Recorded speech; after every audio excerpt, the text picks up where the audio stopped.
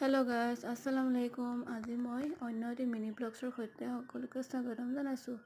আজি মই আপোনালোকক দেখুৱাব বিচাৰিছোঁ ককিলা মুখত থকা সতীয়া আশ্ৰমখনৰ কিছু বাহিৰভাগৰ দৃশ্যাংশ।